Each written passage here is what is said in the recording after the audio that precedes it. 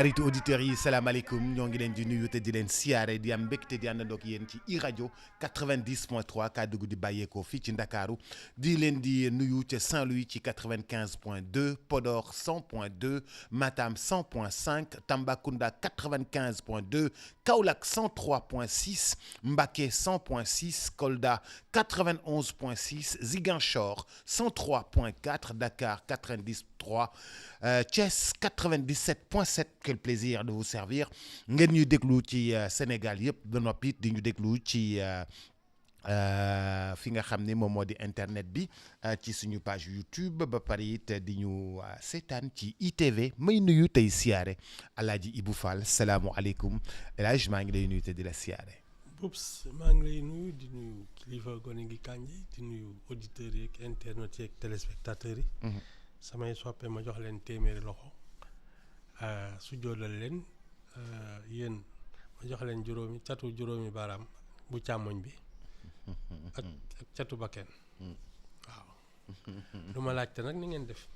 doo laajte nu ñu def. mukk sama yoon.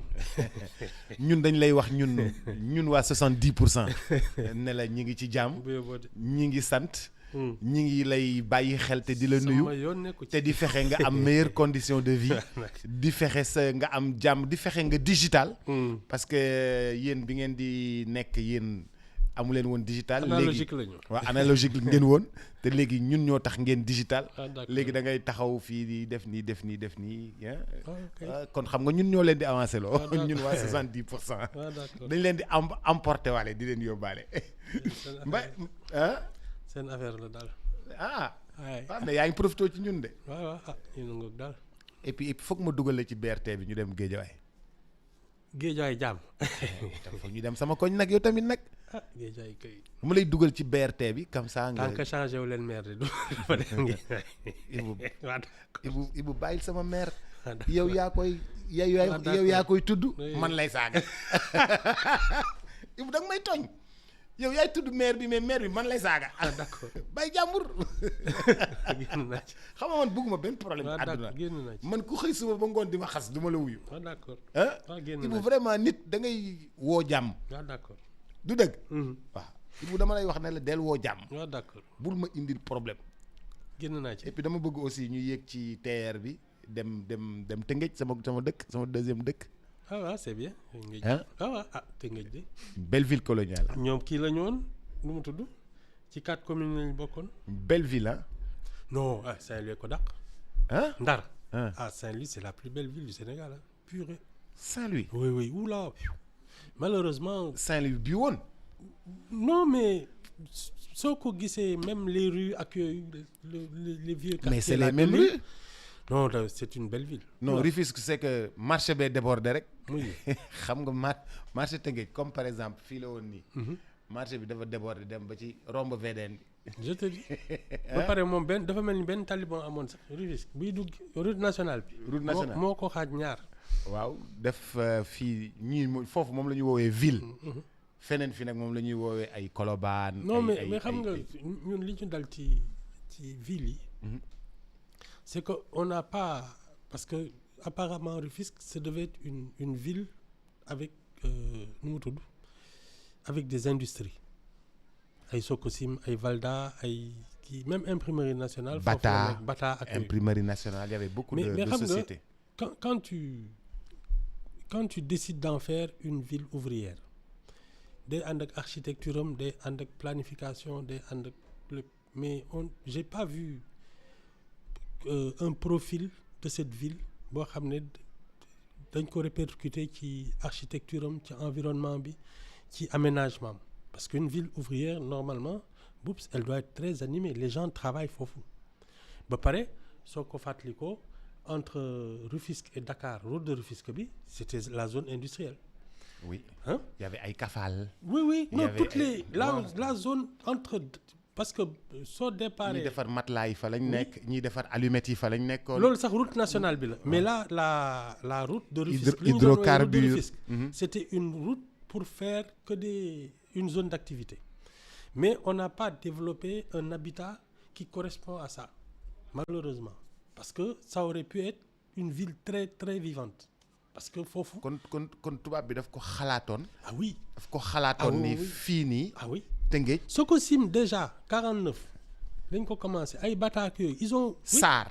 Oui. ci route de Rufisque. oui non route de Rufisque bi c'était une zone d'activité donc on aurait dû entre Rufisque et Dakar on aurait dû aménager des cités ouvrières au moins vraiment mais xam nga fii ñun dañuy toog rek ñii di teg ay baraak ak ay kenn xamul ba xëy bés tu te rends compte que tu as une nouvelle ville et c'est dommage. donc Yaraax ba Rufisque. ça aurait dû être des cités ouvrières. mais man xam nga liggéey naa Yaraax Carnot Metal Box. c'est ça. Hein? foofu la commencé xam nga. Carnot Metal Box liggéey naa fa ouvrier liggéey naa port. doon wut Sococim. zone industrielle bi ci xam nga ci y avait une zone franche industrielle. oui ci route de Rufisque bi la nekk. oui soo déparé Yaraax. déjà les usines commençaient à Yaraax Hann. ba Rufisque ça aurait dû être des cités ouvrières vraiment bien aménagées yëpp malheureusement ba pare Marinas bi à l'époque on voulait en faire une sorte. Hann Marinas. Marinas. oui port plaisancier la woon nga xam ne borom. luy port plaisancier. ñi am ay yacht ak ay yooyu ñi def ay pêche. comme ni ñuy def fële ay Monaco ak yooyu. exactement c'était ça Marinas. comme Monaco noonu Marinas boo xam ne bateau yacht yeeg yooyu fa la ñuy gaare. exactement ça dafa amoon un port plaisancier loolu moo doon Marinas. ah ñun xoolee nañu de. loolu ngay wax ndànk. ay yow ñun xoolee nañu de. et je suppose que comme tu crées des industries avec des cités ouvrières des endroits comme Hann Marinas ça aurait dû être la cité des employeurs les gens qui ont de l'argent ak yooyu nga xam ne dañu am ay yacht ay kii de belles villas de trucs. waaw moo xanaa foofu loolu moo tax villa yi nekk ay 500 mètres carrés. je te dis c'était fait pour les patrons. yow ñun xoolee nañu di. ah loolu nga wax nag ba pare ñuy jël ay usines yi jën ak c'est-à-dire qu'on a foutu en l'air la baie de Hann qui aurait dû être justement une zone de plaisance comme kii rek comme Côte d'Azur genre yooyu la woon. nga xam ne da doon set wicc. ndox mi bleu. ndox mi bleu. ñu mën di utiliser plage beeg yooyu. oui les résidences secondaires les maisons des employeurs ak yooyu parce que route de Rufisque bi usines yëpp fa la ñu nekk patron yi normalement ci Hann Marinas la ñu woon dëkk. yow ndox mi daa mujj ñuul le baie de Hann. ah et puis même l'odeur xeet bi rek mën na la dawloo. non on a kon ñun li ñu faussé si kii bi lu ñu faussé bari na di. bu fekkee ni dañoo faussé loolu yëpp faussé Marinas bi faussé baie de Hann bi nga xam ni mi ngi janoo Copacabana.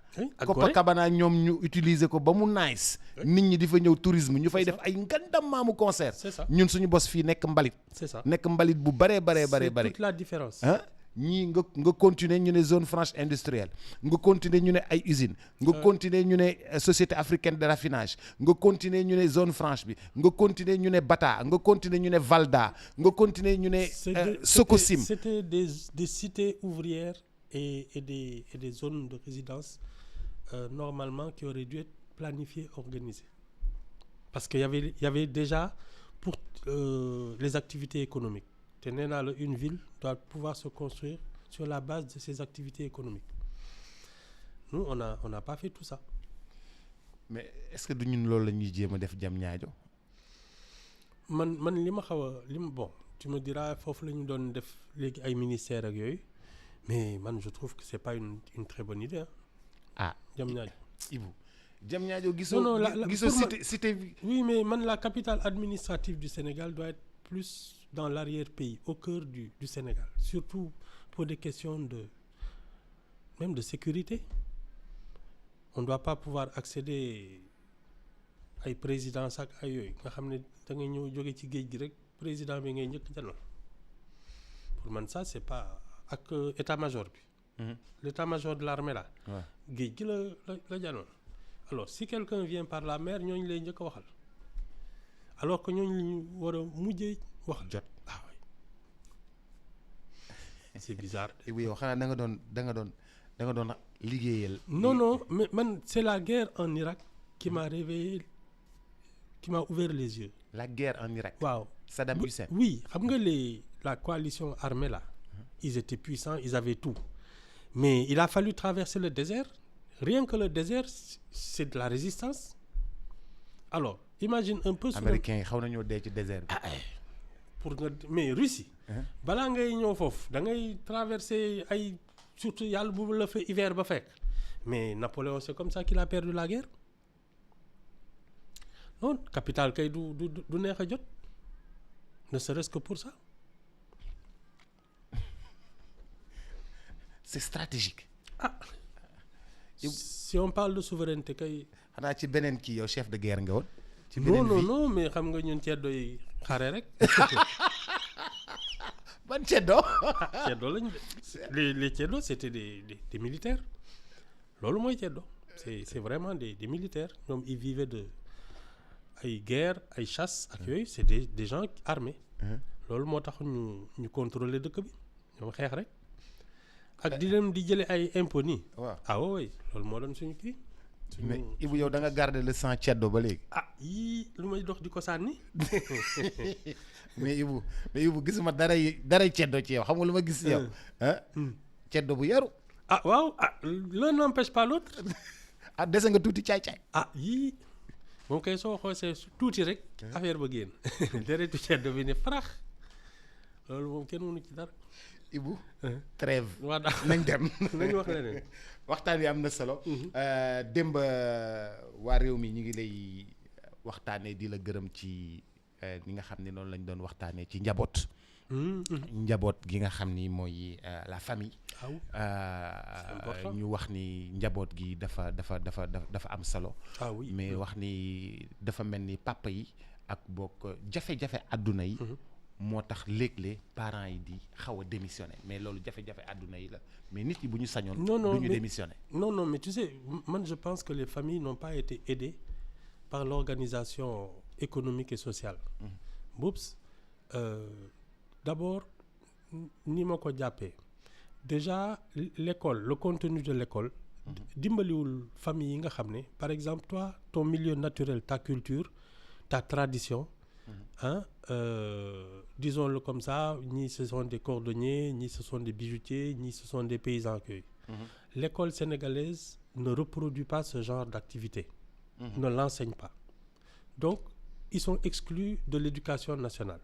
Ça, c'est un premier problème. Donc, ñoo war a yar seen njaboot. ku am mbaar su sa njaboot màggee mu ñëw fekk si la foofu. Mais nous, normalement, l'école aurait dû enseigner tous les métiers qui organise la société. Loolu, c'est un premier problème. Le deuxième problème, bon, on a besoin d'administration accueil, ça c'est l'enseignement général qui est plus ou moins urbain. Mais une école rurale aurait dû aider le Sénégalais à perpétuer sa tradition. Les agriculteurs, les éleveurs accueillis, soxlawul ngay changer métier parce que c'est reconnu par l'éducation nationale, c'est diplômé accueilli. Loolu d'ailleurs c'est un premier problème.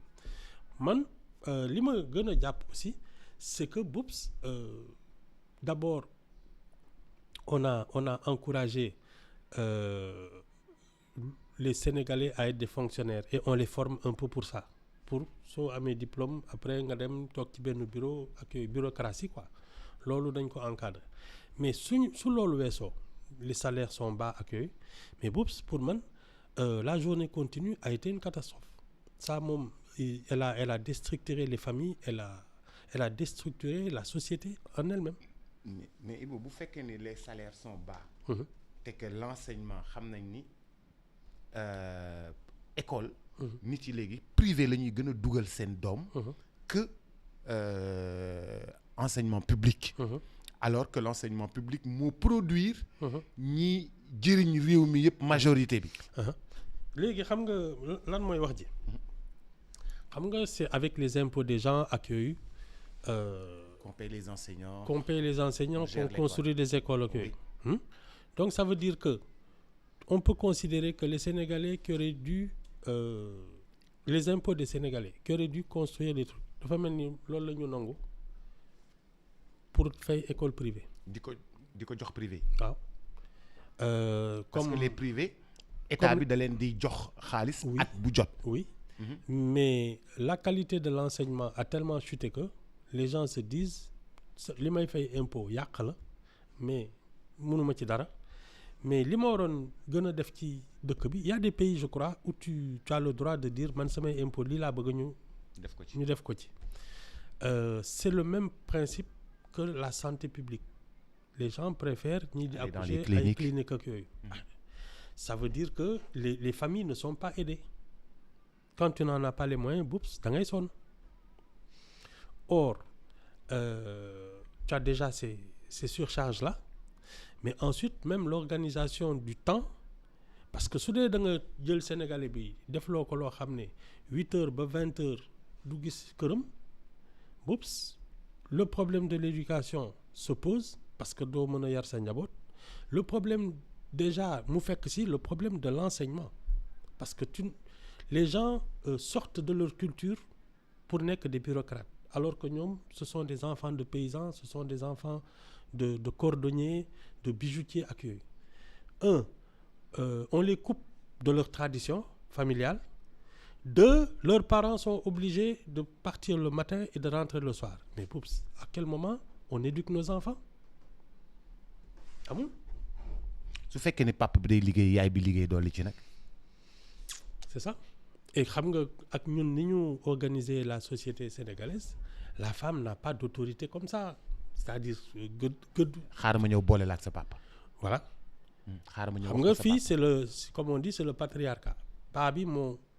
c'est l'autorité hein? Parce que noonu la société bi nangu mais les femmes ne sont pas d'abord elles ne travaillent pas donc loolu déjà day wàññi seen autonomie ak seen autorité amuñu elles vivent de li leen seen jëkkër yi di jox donc seen autorité wàññeeku na ci loolu. 2, la société sénégalaise fait que une femme ne peut pas avoir beaucoup d'autorité sur les garçons.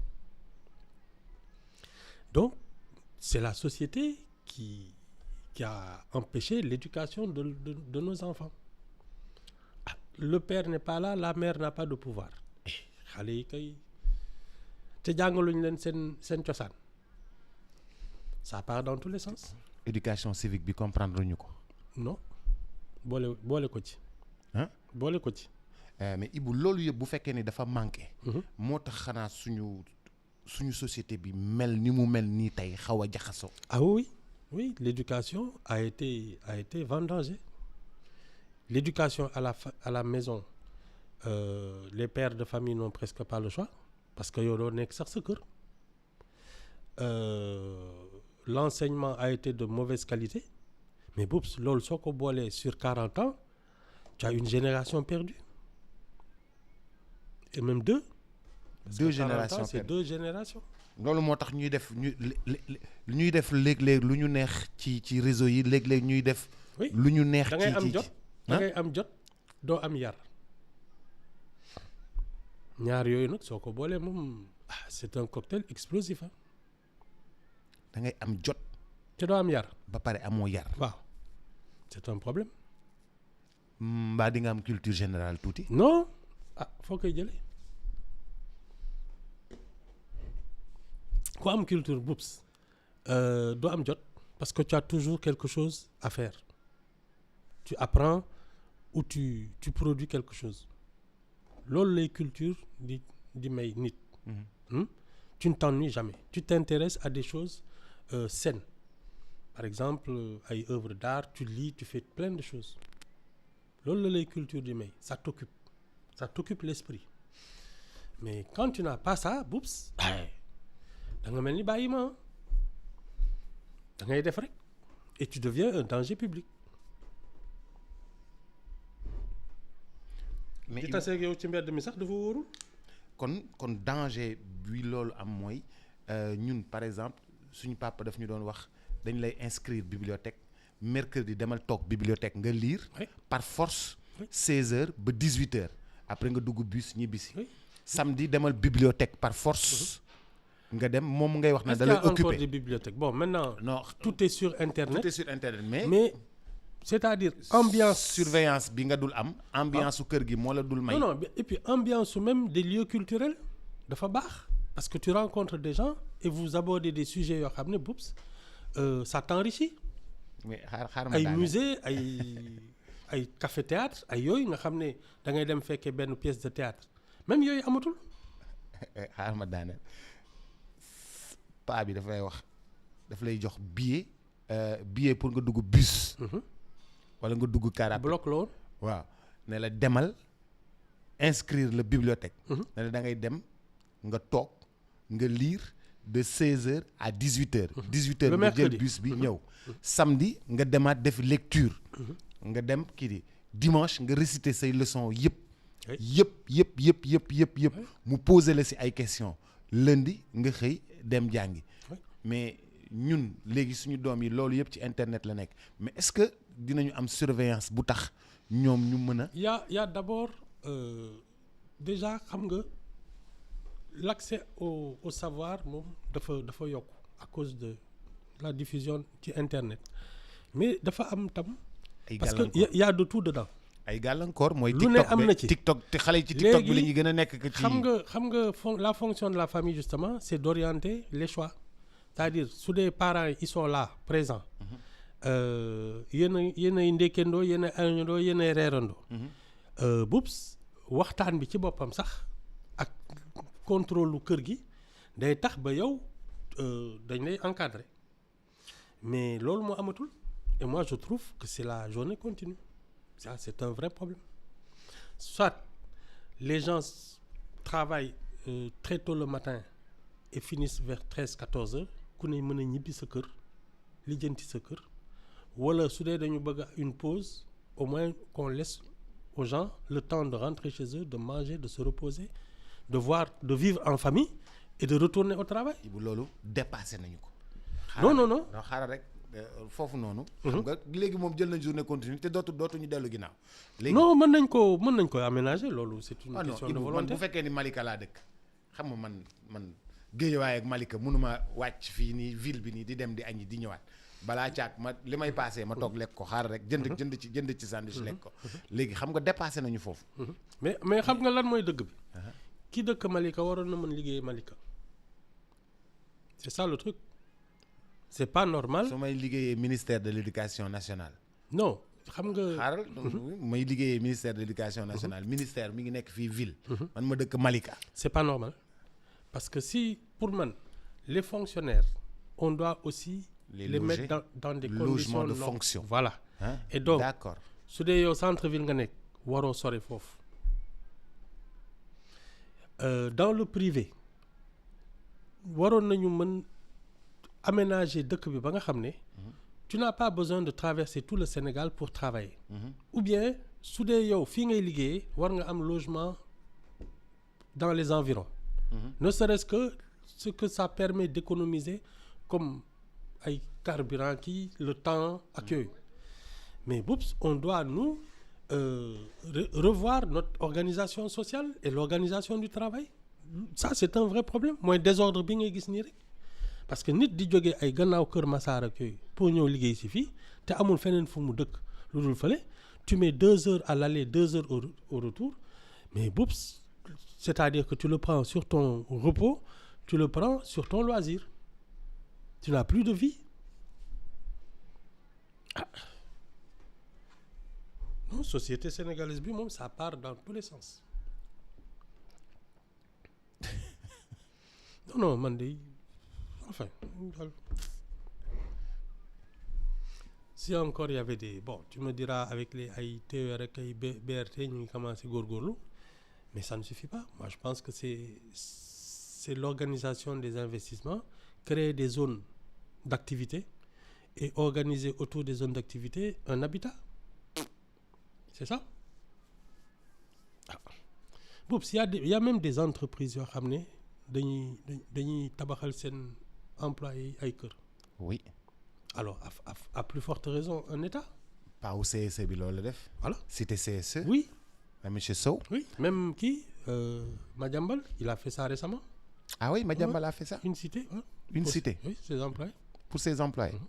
ok.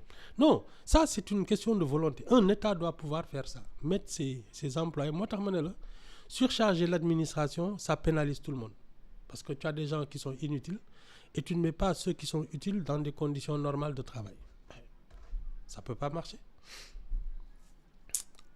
Voilà. Et ça, ce sont les familles qui payent le prix fort. Hein. Amoo jotu noppaluku amoo jotu gis sa njaboot. amoo jotu yar leen. amoo jotu yar leen. amoo jotu nekk ak ñoom. te mënoo sax faj seen soxla en plus parce que les salaires là c'est pas des salaires. Donc la société est en train de se dégrader. mais Ibou wax bi mooy nu ñu mën a réorganiser wu waat ba parce que lii ni yëf yi tasaaroo nii nga xam ni xale yi ak ñun bokkuñu ni ñuy gisee bokkuñu ni ñuy jëfee. doo leen gisante sax balaa ngeen di gisee bokk gisee kay xanaa da ngeen gisante y a même pas ça. C'est ça le problème. Moi, je pense que le vrai problème, c'est que le travail n'est pas mis en valeur. Le culte du travail, c'est ce qui nous manque d'abord. Parce que c'est à partir du travail que tu organises tout le reste. Mais nous, on n'a pas le sens de l'initiative. C'est-à-dire qu'on n'est pas formé pour travailler et pour entreprendre. Donc, on subit les événements. C'est-à-dire da ngay jàng sa jàng après tu prends tes CV distribuer ko fu ne toog di xaar tu sais pas genre roulette lay nekk rek. da ngay jàng ba pare jël sa CV distribuer ko fu nekk toog di xaar. toog di xaar doo xam. mën nga liggéey comme mën nga bañ a liggéey. c'est ça. gi nga gis foo xam ne da ngay gis ay 9000 CV tege. oui et puis xam nga ñun on est un peu comme ça su kenn defee lii rek ñëpp def ko. mais boobu management communication ak xawma la. marketing et am na ci ñett waaw mais hein? Tout le monde est dans ça. marketing et communication. waaw management. marketing et communication. tout le monde est dans ça. mais yow ñun bu ñu nekkul ci loolu tam te lan la ñu war a nekk. loolu moo nekk à la page. non mais les vrais métiers qui font le Sénégal tous les jours les métiers de l'artisanat et de l'agriculture man loolu laa gën a gëm c'est ça qu'on devrait favoriser mais ñun ñëpp bëgg fi def marketing communication ak xawma nag management non ça ne du dem fenn. mais Ibou suñu modèle de développement ñun ñun li ñuy xalaat pour bokk majorité bi lu ñuy xalaat mooy suñu développement dañoo war a nuroog Europe wala ñu nuroog Dubaï. dañoo war a nuroog ak Europe wala ñu nuroog Dubaï. waaw parce que ñun déjà on a une mauvaise image de notre pays xam nga loolu moo tax xale yi di gàddaay di dem. di jël gaal yi. waaw bëgg a dem fu gën a rafet. même oui fu gën a fu gaam da ngay gën a nekk à l'aise. même les cadres brillants qui vont à l'étranger dem jàngeek yooyu su ñu bi jotee ils réfléchissent. ku ci am liggéey toog fa ça c'est un premier problème et man ni ma gisee ñun d'abord sawaruñu ci liggéey ba pare on ne fait rien pour mettre les gens au travail parce que il faut d'abord les former parce que ñun ce pays est un immense chantier et je le dis tout le temps on n'est pas assez nombreux pour exploiter nos ressources mais li ñu gën a sonal ci man c'est que à l'indépendance Senghor avait moom ak Mamadou Dia ils avaient des vues différentes c'était un socialiste autogestionnaire qui voulait se baser sur l'agriculture, l'économie quoi. C'était un économiste. Senghor, lui, c'était un peu faire du Sénégal une sorte de capitale culturelle, touristique, une plate, voilà, mondiale. Bon, xam nga yooyu déjà problème la. Mais comme c'est Senghor qui a eu le dessus, jusqu'en 80, c'était ça. Mais quand Abdou Diouf est venu, il a changé complètement de truc. Il a voulu mettre tout sur l'économie, les histoires là. Wade est venu avec un autre regard sur le Sénégal. L'affairisme, accueil, business, outralis, investissement, accueil. Les affaires, quoi. Les affaires pures et dures. Mais boups, c'est comme si on n'avait plus de colonne vertébrale. On n'avait plus d'identité. Et le travail, le profil d'une société commence par son identité culturelle. Parce que c'est à partir de ce que tu es que tu peux travailler, que tu peux imaginer ton futur. mais ñun fi mu nekk nii dañu réer on ne sait pas quoi faire de ce pays. or que waaye Arabie Saoudite xam na ni 2050 moom affaire am dëkk bi nii la war a mel. fii nii la war a mel fii lii moo fii nekk. tout est en chantier. vers 2050. même bu fekkee ne moom wóorul mu fekkee ko. bu dee Qatar am na benn ville je sais pas si tu es au courant. oui ville bi nekk ci désert bi. bu gudd noonu. nga xam ne elle est toute en longueur. oui voilà ces gens-là ils ont une idée de ce que sera leur pays dans le millénaire prochain. mais ñun on ne sait même pas où on va d'ici 5 ans. waayu Qatar ji. oui émiru Qatar bi moom xam na li mu bëgg ci désert bi xam na li mu bëgg ci dëkk bi xam na ni mu bëgg ci dëkk bi mel. et sa position dans le monde. son influence. waaw ba pare xam na kan lay bàyyi mu dugg ci dëkk bi ak kan moo dul dugg ci dëkk bi. boo balaa nga fay dugg da ngay wut benn nu mu tuddati kii numérique visa numérique ba ñu jox la visa numérique bi. boo ñëwee policier du la ne asalaamaaleykum du la ne maaleykum salaam da ngay ñëw teg visa bi numérique la bu baaxee nga jàll bu baaxul ñu delloo la. un pays s'organise. Oups. Nous c'est ce qu'on n'a pas fait. On a manqué de comment dire ça de rigueur. Parce que et pour man moo tax tout le monde ne peut pas être chef d'État. Oups. Un pays, avant de le gouverner, il faut le connaître profondément. Connaître l'âme de la nation. Xam ñi ban façon lañu Sénégalais yi lu ñu doon. C'est vraiment pour man la qualité essentielle d'un chef d'État. Da ngay xam sa dëkk. Dans le moindre détail, xam nit ñi, tu connais sa respiration, tu connais ses trucs, ses défauts, ses faiblesses. Ak ses forces et ça c'est pas tout le monde du ñëpp ko mën. c'est du Kagame xam sa dëkk xam sa waa dëkk. oui xam li ñu ragal. xam li ñu bëgg. xam li ñuy bañ. xam ni ñuy respirer. c'est la fonction d'un chef d'État xam quoi man je retiendrai toujours jour biñ koy laaj moom su doon Mark Zuckerberg lan lay def mu ne ko man ma fonction c'est de créer des Mark Zuckerberg. C'est pas d'inventer des applications. ay Mark Zuckerberg ci boppam laa bëgg ñu. waaw juddoo Rwanda. ça je vais en fabriquer. waaw jàngal leen c'est ma fonction. xale bi day juddu ma jàngal ko former ko. oui ubbi xelam. bien sûr yóbbu ko mu jàngi ingénieur. mën a ñëw ci dëkk bi créer fi ay yoo xam ni mooy jëriñ dëkk bi ba pare jëriñ Afrique. c'est ça soo ko jëriñ àdduna bi. c'est ça. xale yu mel noonu la bëgg moom c'est la base. c'est la base. C'est ce que je disais en 2001 ou 2002 am na benn concours général année boobu 2002 xam nga footballeurs yi ak yooyu ñu leen di dugal avion di leen delloo seeg yooyu concours général jot nga toog ñu naan bon xale yi ay bourse 400 000 footballeurs yeeg bacheliers ils ont le même âge.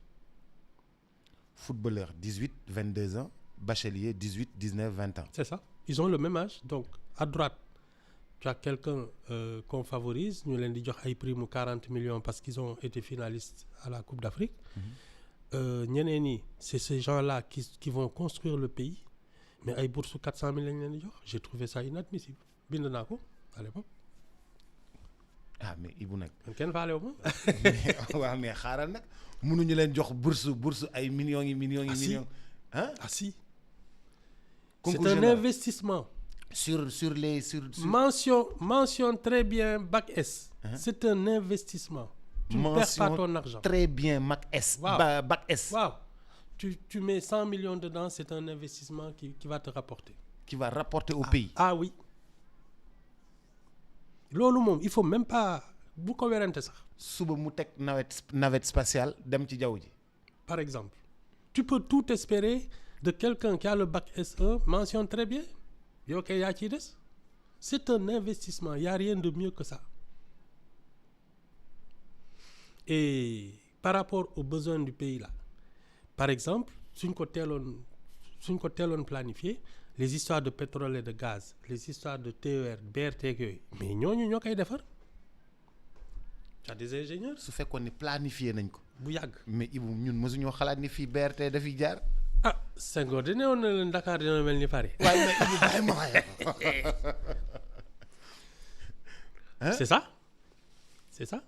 Non, non, c'est que on n'a pas ce sens de l'anticipation, de la prospective. Wade en 91 a tenu une conférence de presse à la Chambre de commerce. 91. 91. Je m'en souviens parce que jour boobu le témoin révélé ne que mu ngi doon négocier ak Abdou Diouf pour dugg ci gouvernement bi. Donc le soir il y a eu des journalistes qui lui ont demandé mu naan leen man loolu indiwuma fi je suis là pour la prospective et je pense qu'il avait imaginé le Sénégal de ay 2000 xaw ma ñaata et il avait dépeint un pays en ruine.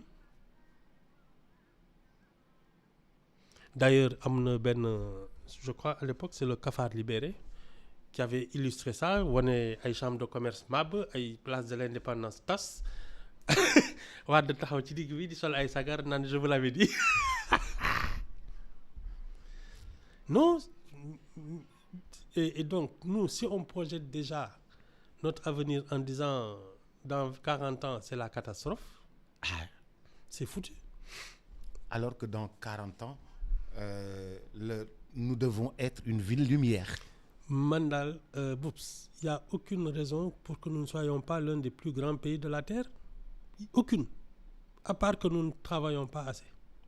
Nous n'aimons pas travailler et nous travaillons très mal. On ne travaille pas assez, on travaille mal. C'est notre seul handicap. Mais ça ne pardonne pas. Tu peux avoir un pays où il n'y a aucune ressource naturelle. Mais quand les gens ont de la volonté, li waa ji waxoon, rien ne résiste à 17 heures de travail acharné par jour. C'est ça. Non, non. Rien ne résiste. À 18 heures, alors la ko waxee Aznavour.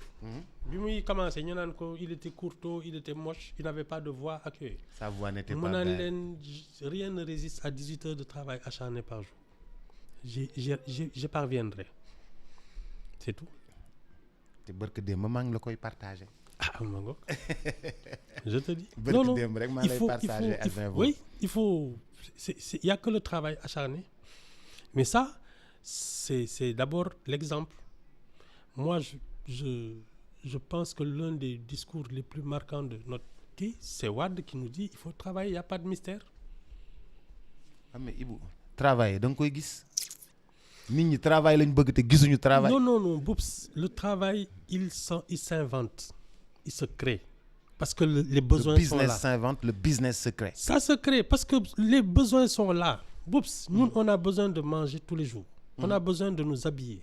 On a besoin de construire une maison. On a besoin de tellement de choses. Et tout ça c'est du travail. On a besoin d'un pays propre. On a besoin d'un pays vert. Hein? Mais tout ça, c'est du travail. Il n'y a pas de raison. waa ji sama imam la. mu ne pour ma wax la ni. Cap Vert ñoom dañoo tàmbali di commencer un programme pour former les enfants ci bas âge dans la robotique depuis 6 ans. 6 ans ngi nii ñuy former ay xale ci robotique. Ah baax na daal. Comme ni xale chinois yi di def quoi. Tu sais, la ressource humaine, il n'y a rien de tel. Tu peux mettre des gens sur un caillou. S'ils sont intelligents, ils vont en faire un diamant. C'est tout. Hein. Mais tu peux prendre les gens, tu les mets dans une mine de diamants, ça ne sera jamais que des cailloux. Hein.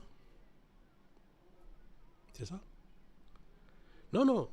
Oups. Sénégalais yi nii dañ leen waxul dëgg. Ils ne travaillent pas. ku ñëw nag ne la wéy c'est que ñee ñoo la sàcc moo tax fii mu nekk nii nga tumuraanke mais man dinaa leen utal liggéey dara c'est pas vrai liy dëgg mooy les gens ne travaillent pas te ku leen ko waxul it kan moo ñuy teg ci yoon wan ñu liggéey jàpp suñu loxo yóbbu ñu. ñoo xam de yéen daal yéen a ngoog 54% yi. Ibu dimbali ñu. léegi 70 lañu. waaw d'accord. soo leen di 80 sax c'est pas grave. Mais le vrai problème Boubs c'est le langage de vérité. Il faut mettre les gens au travail. Dire aux Sénégalais que si le pays est dans cet état c'est parce qu'ils n'ont pas bossé. c'est pas autre chose. Oui. Et s'ils veulent que mu jëm ci kanam. Qui se mettent au retrousser travail. oui, retrousser les manches et produire de quoi manger, de quoi se soigner, de quoi produire. Il y a que ça leneen amu fi. Est-ce que oui. faut pas se raconter l'histoire. kon ñun dañoo nekk di naxante suñu biir nii. C'est ça. Et puis les hommes politiques c'est leur fonds de commerce. Parce que tu vends le désespoir et la haine en disant aux gens c'est pas de votre faute, c'est la faute aux autres. Parce qu'on va commencer par dire comment ce sont ça les tu dirigeants. vends le désespoir et la haine. Oui, y a dëkk bi dafa metti. Lépp cher. Liggéey amul. Parce que ñële la. ñi nekk fii ñooy séddoo teraanga yi ak yooyu donc yéen seen wàll ñii ñoo koy lekk. C'est ça le désespoir et la haine. moom nga leen di jaay. Après tu leur promets oui dinaa leen utal liggéey. C'est pas comme ça. da ngay ni nit ñi jóg leen liggéey dugg leen ci tool yi dem leen kii ak yooyu. Si vous voulez gagner votre vie il faut vous battre, travailler dur, organiser ko. C'est pas en disant non c'est pas de votre faute, c'est de votre faute. yéen a ko teg seen bopp. Si les gens travaillaient beaucoup on n'aurait pas besoin de nous endetter autant parce que li ñuy produire mooy nekk suñu investissement pour aménager notre pays. Comme on ne travaille pas on est obligé de nous endetter. kon ñun li ñu liggéeyul moo tax ñuy leb noonu rek. C'est ça loolu de laa gëm. ñun li ñu liggéeyul moo tax ñuy leb nii rek. C'est ça. bu ñu doon liggéey du ñu soxla leb. Non. na Ibou mais am nañ pétrole léegi dootuñu tax léegi leb. Même le pétrole c'est du travail. Pour l'exploiter. Wow. C'est du travail. Du vrai. Oui. Et en profondeur. maa la wax li mais on est obligé d'aller chercher d'autres pour ñu defal ñu ko. dañuy dem wuti ay nit pour ñu ñëw génneel ñu suñu pétrole. C'est ça. Pour te dire à quel point on est léger. te waroon nañu xam ne am nañ pétrole bu yàgg. yàgg na yóbbu nañu ay nit ñu former leen. waaw Sénégalais yi ñooy ñëw génneel seen bopp pétrole bi. C'est exactement ça. Les plaisanciers xam nga maa ngi gis ñu naan que le Sénégal va entrer dans les histoires de croisière là. Alors si on était nous des chantiers navals qui fabriquaient des bateaux de plaisance des paquebots yooyu. Ce serait encore plus facile. Ibu ba suba ak jàmm. waaw d'accord. dinañ liggéeyi de bu soobee yàlla. Yéen la de yéen a xam. non ñun dinañ liggéeyi de. yéen a xam de. incha allah maa ngi lay gërëm bu baax di la sant. ba suba ak jàmm. ba suba ak jàmm Alaaji Ibou Fall di ko gërëm bu baax a baax di ko sant yéen it di leen gërëm bu baax a baax di leen sant dig daje incha allah ëllëg ñu waxtaanaat ci iRadio ci xew-xewu jamono ak ci ITV jàngeen jëf.